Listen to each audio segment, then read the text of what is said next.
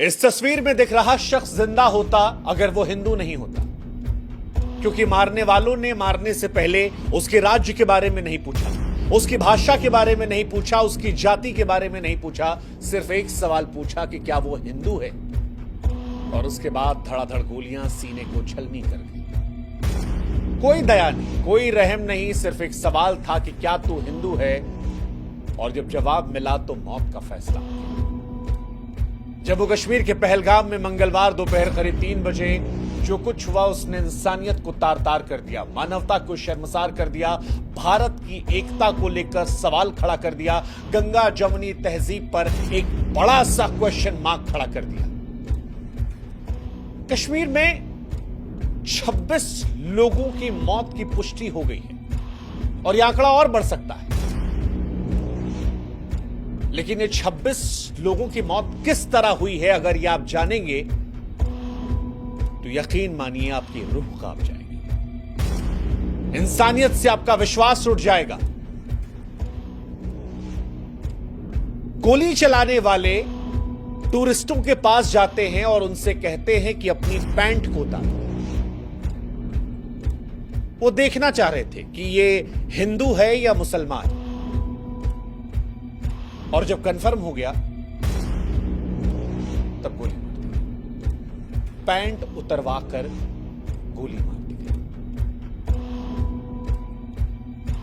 भारत में अक्सर हम गंगा जमुनी तहजीब की बात करते हैं, ये कहते हैं कि मजहब नहीं सिखाता हमें आपस में बैर रखना, लेकिन आज इस देश में बहुत सारे लोग ऐसे हैं जो ये सवाल पूछ रहे हैं कि गोली मारने वाले अगर किसी मजहब से नहीं थे तो मजहब पूछे गोली क्यों मारी। और बड़ा अफसोस हो रहा है हमें आज ये सवाल कहते हुए, क्योंकि जो ये सवाल पूछ रहे हैं उनकी बात को भी हम पूरी तरह नकार नहीं पा रहे।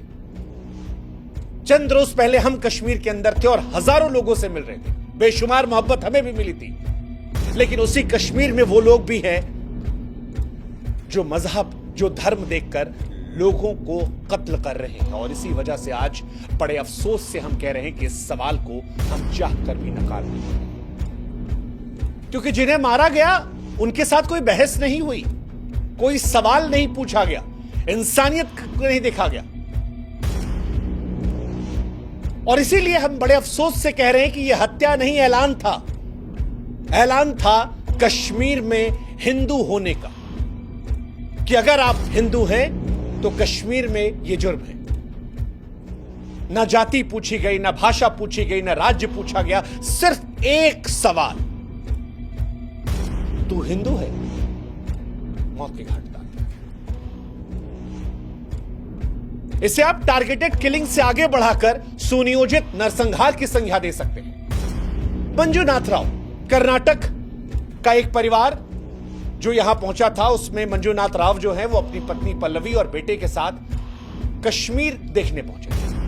हम सबकी नजर में कश्मीर भारत का ताज है, कश्मीर वो स्थान है जो दुनिया में जन्नत की निगाहों से देखा जाता है, और शायद ये परिवार भी जन्नत देखने पहुंचा था, मगर इसे एहसास नहीं था कि हिंदू होकर जन्नत देखने जाना उसकी जिंदगी पर भारी पड़ सकता है। आतंकवादी पहुंचे, उससे नाम पूछा, पता लगा हिंदू है, अगले पल उसकी छाती पर गोलियां मार दी। उसकी पत्नी और बेटे की आंखों के सामने उसे गोलियां मार दी गई। पत्नी चीखती रही, चिल्लाती रही, ये कहती रही कि तुमने मेरे पति को मार डाला है, मुझे भी मार डाला। इसके बाद जवाब आता है कि नहीं, तुझे जिंदा रहना है, जा मोदी को बता दे। शब्द नहीं मेरे पास, शब्द नहीं है, आत्मा चीत्कार कर रही है। हम इस देश में दिन रात संविधान की दुहाई देते हैं। संविधान कहता है कि हम सब एक हैं, बराबर हैं, मगर आतंकवादियों का संविधान, वो कहता है कि हिंदू काफिर है, उसे सांस लेने का हक नहीं।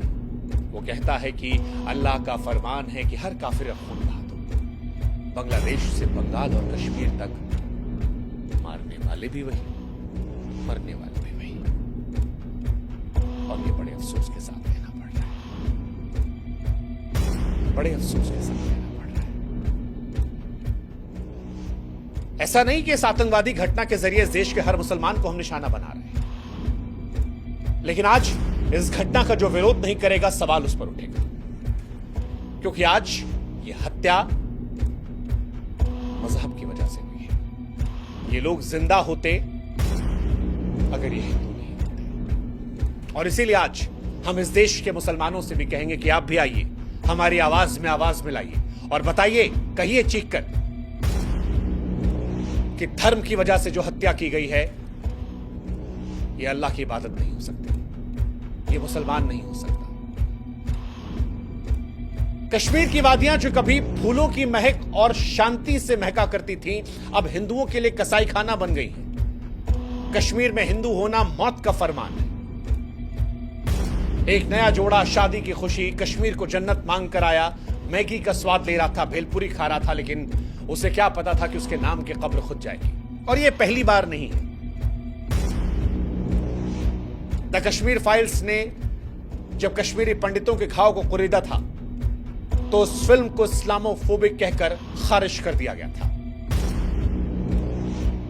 कुछ तारीखों के हेरफेर को लेकर पूरी घटना को इंकार कर दिया गया था। लेकिन कश्मीर में आतंक का मजहबी खून इतिहास जानना जरूरी है और आज वो इतिहास हम आपको बताएंगे। 1989 में टप्पू की हत्या, 1990 में रालेफ गालेफ और चालिफ का नारा, 2025 की ताजा लाशों की तस्वीरें। ऐसा लगता है कश्मीर में हिंदुओं के खून को बहाना रिवाज बन गया है। लश्कर से लेकर टीआरएफ, हिजबुल, सब ने सिर्फ और सिर्फ एक मजहब का खून पिया है और वो है 1989 से ही कश्मीर हिंदुओं के लिए कब्रिस्तान बन गया है। जेकेएलएफ के बिट्टा कराटे ने 20 से 40 पंडितों को काटने पर गर्व किया। 1990 में सैकड़ों हिंदू मारे गए।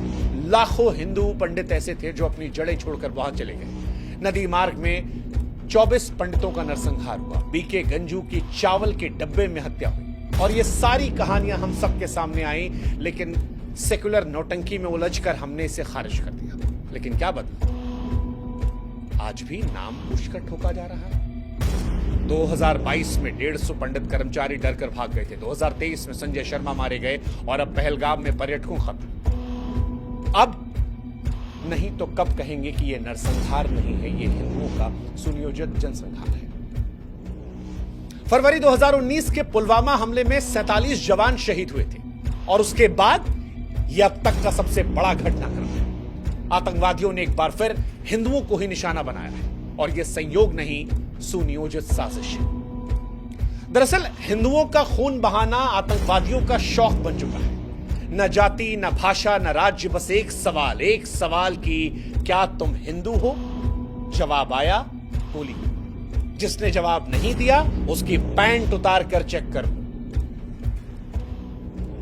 सवाल आज इस देश की सरकार से भी है। सवाल आज प्रधानमंत्री नरेंद्र मोदी और गृहमंत्री अमित शाह से भी है कि जब आप ये दावा करते हैं कि देश सुरक्षित हाथों में है, तो ये टारगेटेड हमले कैसे हो रहे हैं? मोदी सरकार बार बार कहती थी कि नोटबंदी के बाद, धारा 370 खत्म होने के बाद आतंकवाद खत्म हो गया था। लेकिन पिछली बार जब डोनाल्ड ट्रंप आए तब दिल्ली जली। अब अमेरिका का उपराष्ट्रपति आया है तो कश्मीर में खून बह रहा है। क्या ये सब संयोग है? लगता तो नहीं। लेकिन सवाल यह है कि आप क्या कर रहे हैं? देश के गृह मंत्री कश्मीर के दौरे पर गए हैं, लेकिन इस घटना के होने के बाद कश्मीर में आतंकवादियों के हौसले क्यों नहीं इतने पस्त थे कि ऐसी घटना करने के पहले उन्हें 1000 बार सोचना पड़ता? क्यों आतंकवादियों में वो खौफ नहीं था? और इस सवाल का जवाब देना पड़ेगा देश के गृह मंत्री को भी, देश के प्रधानमंत्री को भी। शब्दों के खंडहर में न्याय की तलाश नहीं हो सकती, क्योंकि जनता देख रही है और जनता को बयान नहीं, बदला चाहिए, निर्णायक बदला। जो खून बहा है उसका जवाब चाहिए, बिना भाषण, बिना दिखावे। कश्मीर में अगर हिंदू होना गुनाह बन गया है तो फिर सरकार की खामोशी पर सवाल उठेगा, क्योंकि सरकार आपको यह जवाब देना पड़ेगा कि आप देश चला रहे हैं या लाशें गिन रहे हैं। और अगर मोदी सरकार के भी राज में हिंदू की पहचान उसकी मौत बन जाए तो फिर किस शांति की बीन बजाई जा रही है? सोचेगा। यह हमला लश्कर तैयबा के संगठन द रेजिस्टेंस फ्रंट द्वारा किया गया था। जम्मू कश्मीर के पुलवामा के बाद यह सबसे बड़ा हमला था जो मजहब के नाम पर हिंदुओं का खून बहा रहा था। इन सब के बीच हम सब खामोशी से देख रहे थे। सड़कों पर हिंदुओं का लहू बह रहा था। पहलगाम का जो हमला है वो रूह कपाने वाला है। लेकिन अब बहुत हुआ और इस बात को खुलकर कहना होगा कि अब बस करो। अब निर्णायक लड़ाई लड़ो सरकार। और आप जो आज हमें सुन रहे हैं, जो चुप हैं वो भी दोषी हैं, जो डरते हैं बोलने से वो भी पहलगाम के इस खून में जिम्मेदार हैं। जो लोग आतंकवादियों की भाषा को विरोध समझते हैं, वक्त आ गया है कि उन्हें भी देशद्रोहियों की कोटि में डाला जाए। अब या तो बोलो और या इस बात का एहसास रखो कि आपकी चुप्पी का बोझ आपके बच्चों की लाशों को उठाने पर भी मजबूर कर सकता है। कश्मीर सिर्फ हिंदू का नहीं बल्कि भारत का मुकुट है और यह हमला भारत की अखंडता, भारत की एकता पर भी किया गया है। अब इस मुकुट पर खून के छींटे और बर्दाश्त नहीं, क्योंकि आतंकवाद एक ऐसा सांप है जो पूरी दुनिया को निगल जाएगा और उसे कुचलना जाना जरूरी है। और कश्मीर में मजहबी आतंकवाद का सच अब सारी दुनिया को स्वीकार करना होगा। यह लड़ाई केवल कश्मीर की नहीं है, केवल भारत की नहीं है, यह मानवता की जंग है। आतंकवादियों, उनके समर्थकों, सहानुभूति करने वालों को बेनकाब करना होगा। सरकार से खानापूर्ति नहीं बल्कि कड़ी कार्रवाई की उम्मीद होगी। हर आतंकवादी को जड़ से उखाड़ना होगा सरकार। हर एक हिंदू का जो खून बहा, हर एक इंसान का जो खून बहा है कश्मीर में, उसका हिसाब लेना होगा। आप कश्मीर को जन्नत बनाने की तैयारी करो, लेकिन उससे पहले इस खूनी जहर को खत्म करो। देश की जनता चीख रही है, अब और खून नहीं, अब और आतंकवाद नहीं, अब और भारत की अखंडता, एकता पर हमला नहीं। आशा करते हैं कि इस घटना के बाद ऐसी घटना से हमें आपको रूबरू नहीं होना पड़ेगा,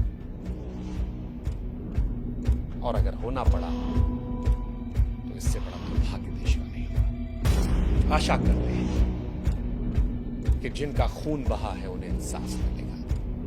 आशा करते हैं कि 140 करोड़ भारतीय एक सुर में सुर लगाकर कहेंगे कि जो हुआ वो भारत की अखंडता, एकता पर हमला था और भारत में मजहबी आतंकवाद की